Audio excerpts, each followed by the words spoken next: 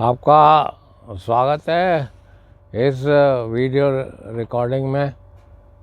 और मैं इसमें बहुत ही गूढ़ विषय पे बात करूँगा जो कि काफ़ी लोग आग समझते नहीं हैं। विषय ये है कि एक तो ये है कि हम गाय के साथ ही क्यों रहते हैं। मतलब गाय जैसे अगर आप सुअर पाल लें तो उसमें इतनी बदबू होगी कि आप वहाँ नहीं रह सकते। कुत्ते के पेशाब में भी बदबू होती है, आदमी के पेशाब में भी बदबू होती है। तो सवाल यही है कि गाय के पेशाब में बदबू क्यों नहीं होती। ये विषय है आज के उसका कि गाय के पेशाब में बदबू क्यों नहीं होती। बदबू कैसे होती है? बदबू जो है वो यूरिया से होती है। मतलब यूरिया जब निकलता है तो उससे बदबू होती है। तो आदमी के भी पेशाब घर में आपने देखा है, पर जहाँ गाय वाय बनती है तो वहाँ ज़्यादा बदबू नहीं होती। अब मैं उसका कारण बताऊंगा कि क्यों नहीं होती है। ये देखिए, ये मैंने आपने पहले उसमें बताया है कि गाय जो है वो सेलुलोज खाती है। सेलुलोज, हम लोग स्टार्च खाते हैं, गाय सेलुलोज खाती है। सेलुलोज यही घास पात, मतलब कागज़ पागज, ये कपड़ा पपड़ा, ये सब सेलुलोज है। तो ये हम डाइजेस्ट नहीं करते, पर उसमें वो डाइजेस्ट कर लेती है और उससे वो फैट बनाती है। उससे एसिटिक ब्यूटारिक एसिड बनते हैं तथा उससे मतलब प्रोपाइनिक एसिड बनता है, जिससे कि लैक्टोज बन जाता है। तो ये वोलेटाइल फैटी एसिड जो हैं वो ह्यूमन बॉल से सोख लिए जाते हैं। और ह्यूमन की खास बात ये होती है कि इसमें पीएच जो है 6.5 होता है और इसमें ऑक्सीजन बिल्कुल नहीं होती है, एनारोबिक होती है ये कंडीशन। तो ये तो उसकी बात हो गई। अब सवाल होता है कि जैसे आप दूध पीते हैं तो आप देखते हो तो मलाई भी पड़ रही है, हाँ, उसमें मतलब प्रोटीन्स भी हैं। तो ये प्रोटीन कहाँ से आते हैं? ये विषय यही है कि ये प्रोटीन आते कहाँ से हैं। तो बहुत से लोग इस पर भी डिस्कशन करते हैं कि साहब यूरिया नहीं खिलाना चाहिए, यूरिया नहीं खिलाना चाहिए और यूरिया बहुत हानिकारक है। मैं आपको ये बता दूं, जब बादल गरजता है तब भी यूरिया बरसता है, समझ गए। और सारे पहाड़ में कोई जो है वो यूरिया खेतों में नहीं डालता है। जो बिजली कड़कती है उस वक्त हाइड्रोजन और नाइट्रोजन बना के मतलब वो यूरिया गिरता है ऊपर से, इसीलिए किसान कहता है कि साहब ये सोना बरस रहा है। और दूसरी बात ये है कि जैसे ये आपका मटर है, सोयाबीन है, जो इसकी क्रॉप लगाई जाती है इसमें नाइट्रोजन नहीं दी जाती है, ये ऊपर से ही नाइट्रोजन खींच लेता है। तो ये कहना कि साहब यूरिया बड़ा हानिकारक है, यूरिया तो कुदरत ही दे रही ना। जब तक यूरिया नहीं होगा तब तक प्रोटीन नहीं होगी। देखिए मैं इस चित्र के उससे समझाता हूँ। जैसे ये है, यहाँ पे दिखाई दे रहा, हाँ, इसमें देखिए एक ये है, इसमें यहाँ पे ये जो लाल वाला आप देख रहे हैं ये खल है और इसके बगल में यूरिया है। अगर इसके बगल में यूरिया है, अगर एनिमल को यूरिया नहीं मिलेगा तो वो दूसरे पशु का पेशाब चाटने लगेगा, या वो मुर्गियों की या मतलब कबूतर की बीट भी खाता है। तो ये जो इसमें से लाल रंग का देख रहे हैं क्रूड प्रोटीन जो हम खिलाते हैं, इसको खल खिलाते हैं, जो तेल उसमें से निकाल लिया जाता है, किसी की भी हो, खल सरसों की हो या मतलब सोयाबीन की हो या मतलब मूंगफली की हो, तो उस खल जो है वो इसमें जाती है। उसमें से 40% खल जो है वो डायरेक्ट चली जाती है। जैसे बिनौले की खल है वो डायरेक्ट चली गई और वो हाथ में जाके और उसको डाइजेस्ट करता है। 60% जो है वो र्यूमन में नीचे जाती है। र्यूमन में जब ये नीचे जाती है तो वहाँ पर माइक्रोब्स होते हैं। माइक्रो यहाँ पे मतलब उसमें से फिर अमोनिया निकलती है खल में से, तो कुछ अमोनिया तो इसमें यूरिया बनाती है। वो जो है वो जैसा आप इस चित्र में देख रहे हैं वो सलाइवा में जाके और फिर र्यूमन में चली जाती है। तो र्यूमन में ऑलरेडी यूरिया जा रहा है और बाकी का जो यूरिया होता है वो माइक्रोब्स यहाँ पे सिंथेसाइज का, माइक्रोब्स से माइक्रोबियल प्रोटीन बनाती है, तो वो फिर आंत में चली जाती है। तो इस तरह से मैंने आपको यही बताया कि जो मनुष्य का पेशाब आता है उसमें यूरिया बाहर निकल जाता है, जो जानवरों का ये जो ब्रेक डाउन होता है और यूरिया बनता है ये र्यूमन में रिसाइकिल हो जाता है, र्यूमन में रिसाइकिल हो जाता है। और मैं आपको ये भी बता दूं कि र्यूमन में 150 लीटर सलाइवा जाता है, समझे। तो इस तरह से मतलब ये साइकिल इसमें चलती रहती है। अगर आप उसको खल नहीं दे रहे जानवर को बिल्कुल भी, तो आप उसको थोड़ा मोड़ा यूरिया दे सकते हैं। यूरिया खिलाने पे मतलब बहुत भ्रांति है कि साहब यूरिया, देखिए जहाँ पे खाली पुआल मिल रहा है और जहाँ पे क्या कहते हैं डेजर्ट है, मतलब डेजर्ट है या स्नो कवर्ड एरिया है जहाँ पे कोई प्रोटीन का सोर्स नहीं है, वहाँ पे आप वो एनिमल सतही यूरिया खाता है। वो या तो दूसरे का पेशाब चाटेगा या बगल वाले जानवर का, या वो जो चिड़ियों की बीट होती है उसमें यूरिक एसिड होता है उसको चाटेगा, तो वो अपनी यूरिया की पूर्ति वो कर लेता है। और ऐसी क्रॉप खाता है वो जैसे बरसीम है और जिसमें प्रोटीन ज़्यादा है तो उससे भी वो यूरिया बना लेता है। मेरा कहने का मतलब यही है कि ये जो है मतलब रूमिनेंट्स में होता है, इसके पेशाब में बदबू नहीं आती है, क्योंकि वो रिसाइकिल होता रहता है, वो प्रोटीन में बनता रहता है। मनुष्यों के पेशाब में, सूअर के पेशाब में, कुत्ते के पेशाब में और किसी भी जानवर के पेशाब में मतलब यूरिया आता है तो वहाँ बैठना मुश्किल हो जाता है। जो ह्यूमन के यूरिनल होते हैं उसमें बहुत बुरी बदबू आती है, पर गाय के में ऐसा नहीं होता, इसीलिए हम लोग ज़्यादातर गाय के संग रहते हैं। और कुछ यहाँ पे मतलब इसको आयुर्वेदिक में गाय का पेशाब भी पीते हैं लोग। वो क्यों पीते हैं वो तो दूसरा विषय में, उस विषय में नहीं जाना चाहता, मतलब उसकी कोई इम्पोर्टेंस होगी। पर मतलब ये बता रहा हूँ मैं कि इसमें यूरिया नहीं आता, इसका यूरिया जो है उसमें चला जाता है, उससे प्रोटीन बन जाती है। तो इसमें खल खिलाना अति आवश्यक है। और जहाँ पे खल नहीं है, स्नो कवर्ड एरिया है या मतलब डेजर्ट है, तो उसमें ये होता है कि एनिमल जो है दूसरे एनिमल का पेशाब चाट लेता है, या बर्ड्स होती हैं उसको शिट को या मतलब उसकी बीट को खाता है। मैंने देखा है जिन गायों के मतलब वो नहीं होता है, मतलब कंसेप्शन नहीं होता है, तो गांव में उसको कबूतर की बीट खिला देते हैं, हिसाब से केकड़ा खिला देते हैं, कबूतर की बीट खिला देते हैं, तो वो नाइट्रोजन सोर्स होता है।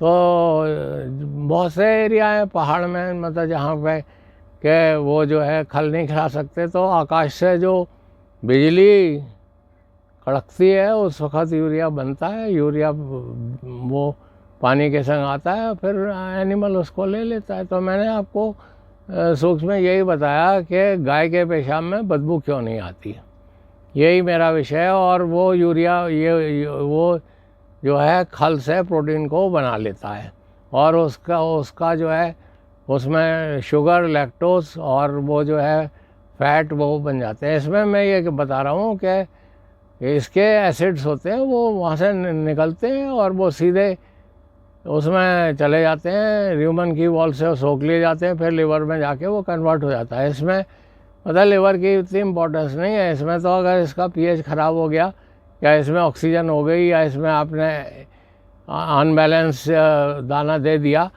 तो उससे अनबैलेंस दाने से ये होगा कि उसको मतलब उसमें मतलब जो प्रचुर मात्रा में फैट नहीं बनेंगे, उसमें प्रचुर मात्रा में जो है वो शुगर नहीं बनेगी। मिल्क शुगर में लैक्टोज होता है, तो वो जो है वो जो आप स्टार्च खिला रहे हैं उससे बनता है, और प्रोटीन जो है वो खल से बनती है।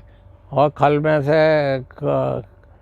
में से अमोनिया निकलती है, वो अमोनिया जो है वो बैक्टीरिया लेके प्रोटीन बनाते हैं, और कुछ उस अमोनिया से यूरिया बनता है। वो यूरिया जो है वो ह्यूमन में जाता है, फिर रिसाइकिल होता रहता है इस तरह। तो मतलब आप कहने का तात्पर्य यही है कि आप उसको सिर्फ गाय को भूसा और पानी भी देंगे तब भी वो आपको जो है कुछ ना कुछ दूध ज़रूर देगी। अगर आप उसको थोड़ा बहुत 5 किलो तक वो दे रही है और हरा चारा देते तो उसमें मतलब प्रोटीन्स मिल जाते हैं, उसमें प्रोटीन्स मिल जाते हैं। पर अगर अधिक दूध दे रही है तो फिर आपको खल उसको देनी पड़ेगी। तो इसी के साथ मैं वार्ता समाप्त करता हूँ। सारांश में मैं यही बता रहा हूँ कि गाय के पेशाब में बदबू नहीं आती, इसलिए नहीं आती कि उसका यूरिया जो है रिसाइकिल होता है। 150 लीटर सलाइवा जो है वो ह्यूमन में जाता है, क्योंकि ह्यूमन में ऐसा होता है कि उसमें जो आपने भूसा खिलाया या जो हरा चारा खिलाया वो उसमें भर लेता है, फिर उसको बाहर लाता है, फिर जुगाली करता है, फिर उसको अंदर ले जाता है, फिर उसमें फर्मेंटेशन होता है।